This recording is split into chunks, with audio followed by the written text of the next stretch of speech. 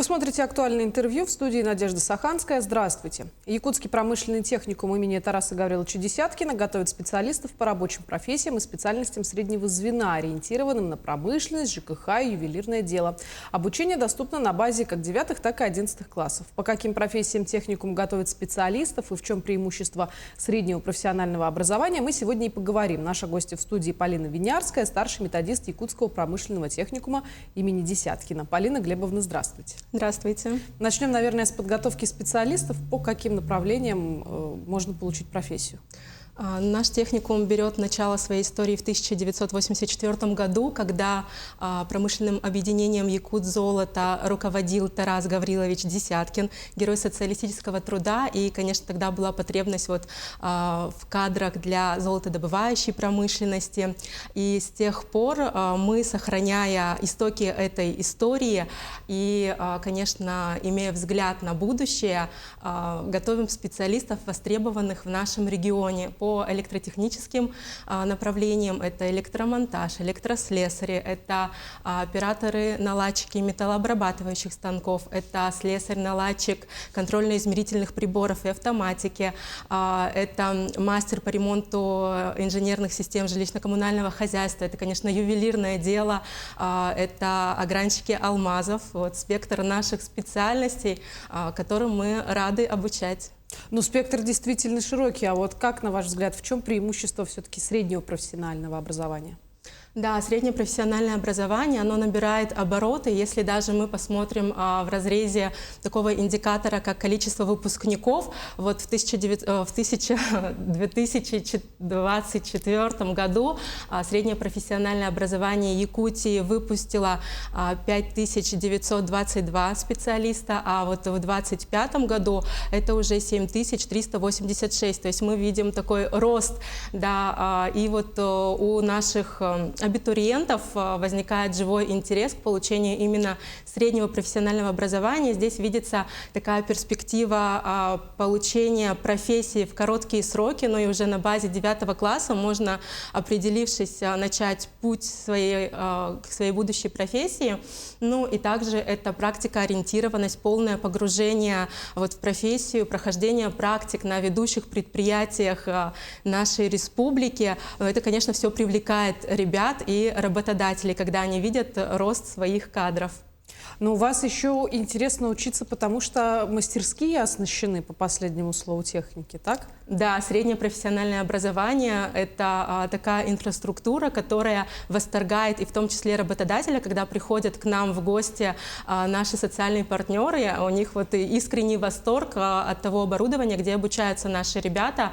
2 октября 2025 года в нашей республике были открыты 21 мастерская при поддержке Минвосток развития России, торжественное открытие при участии Айсена Сергеевича и правительства нашей республики, 4 из которых, этих мастерских, в стенах нашего техникума. Да, дальневосточные мастерские — это электромонтаж, это лаборатория контрольно-измерительных приборов, это ювелирное дело и сварочные технологии. И та инфраструктура, которая там представлена, ну вот с порога заходишь, этот визуал, который по брендбуку, и все стенды, оборудование действительно на подготовку специалистов будущего.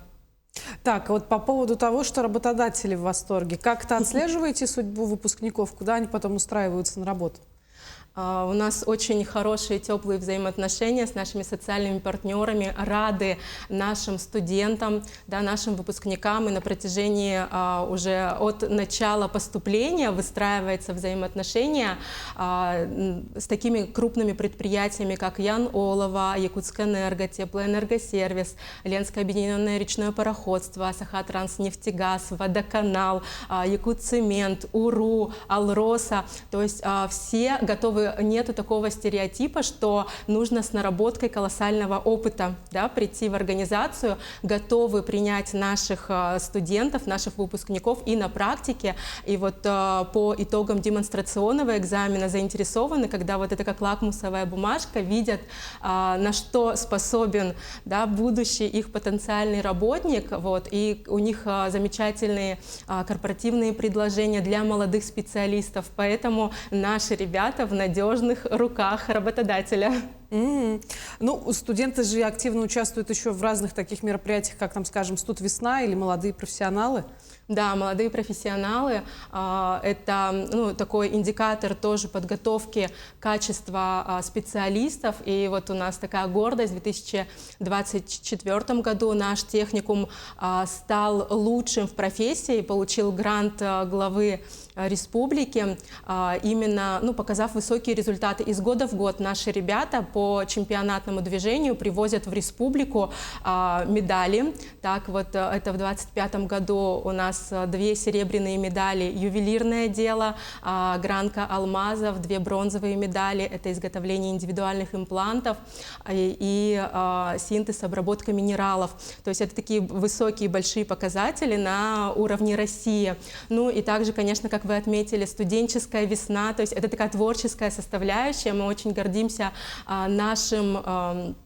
нашей театральной студии «Альтаир», которая при техникуме руководит Ольга Михайловна Черепанова, которые тоже ежегодно показывают такие результаты на студ-весне, призовые места занимают. В этом году тоже у них опыт и представление региона на всероссийском уровне имеется. То есть... А вот эта скажем так, наградная деятельность, она как-то сказывается на общем статусе учебного заведения, потому что знаю, что сейчас техникум участвует в конкурсе лучших практик среди профессиональных образовательных организаций. Да, вот конкурс лучших практик – это, конечно, ведущая позиция в техникуме – это мастер, да, преподаватель, от чего зависит подготовка кадров. И вот уже 24 апреля мы получили результаты, поздравили наших коллег с прекрасными достижениями. Наши замечательнейшие педагоги – это Нина Валентиновна Хаметова, стала дипломантом, преподаватель электротехники, и работа у нее про познавательный интерес на занятиях по электротехнике, по электрике. И Татьяна Кимовна Белолюбская, она является у нас заведующей учебно-производственным комплексом и осуществляет подготовку будущих огранщиков, огранка алмазов. И вот у нее тоже работа, ее опыт – это комплексная оценка формирования компетенций специалистов-огранщиков. И обе работы эти рекомендованы на трансляцию на всероссийском уровне. Здорово. А вот про мастерские спросила, есть же еще учебно-производственный комбинат, там что? Да, учебно-производственный комбинат, который открылся в 1993 году, тоже как потребность подготовки кадров и непрерывного производства. Сейчас это учебно-производственный комплекс, да. И мы, как раз у меня значок, это тоже ювелирная продукция нашего УПК, сварка, токарные работы, фрезерные работы, ювелирные работы. Это могут быть как и в формате мастер-классов, мы готовы, да, проводить по запросу. Это и как изготовление различной продукции. Вот сейчас дачный сезон актуален, поэтому сварочные работы, различные мангальные зоны, и все наши мастера со студентами готовы изготовить. Ой, это они делают, оказывается? Да, в чем суть УПК, это производство, то есть такой формат производства в стенах учебного заведения. Но надо же, делают так, как будто это привозная продукция, никогда бы не подумала.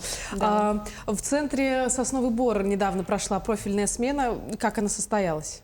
Как раз сегодня у нас закрытие профильной смены с 23 по 29. Завтра предстоит ребятам выезд. Это профильная смена «Шаг в будущую профессию», Десяткинское движение, которое тоже по инициативе, в том числе нашего заместителя, первого заместителя министра Михаила Юрьевича Присяжного. И совместно наш техникум с «Сосновым Бором» реализует. Ребята в восторге, довольные. У них уже была возможность пройти мастер-классы курсы в наших мастерских, да, также различные мероприятия, экскурсии на объекты Саха-Транснефтегаз были, и такие развлекательно-познавательного характера, квесты, квизы различного формата совместно с нашими активистами и «Движение первым». Ну, то есть программа насыщенная, очень такая обширная, поэтому ребята в восторге и прямо ждем их в дальнейшем в ряды наших студентов. Да, вот, кстати, об этом. Совсем скоро же ребята будут сдавать экзамены, будут поступать по различным учебным заведениям. Какой конкурс у вас? В средней профессиональной образовательной организации конкурс осуществляется по среднему баллу аттестата, да, то есть, ну вот высчитывается средний балл и так поступают, поэтому каких-то дополнительных экзаменов вступительных в нашем техникуме не предусмотрено, но а так, конечно, при равенстве баллов такие моменты, вот тоже сейчас такой секрет открою, наши ребята, участники нашей профильной смены, там часть является и победителями нашей Олимпиады «Я промышленник», и поэтому при равенстве баллов, да, при поступлении среднего балла аттестата будет, ну, такое преимущество, превалирование. Ну, также рассматривается, если, например, в школьные годы участие было в чемпионатном движении, поэтому это тоже существенный плюс вот при равенстве баллов. А нет разницы, получается, после 9 либо после 11 класса? Да, ряд специальностей у нас после 9, после 11 класса.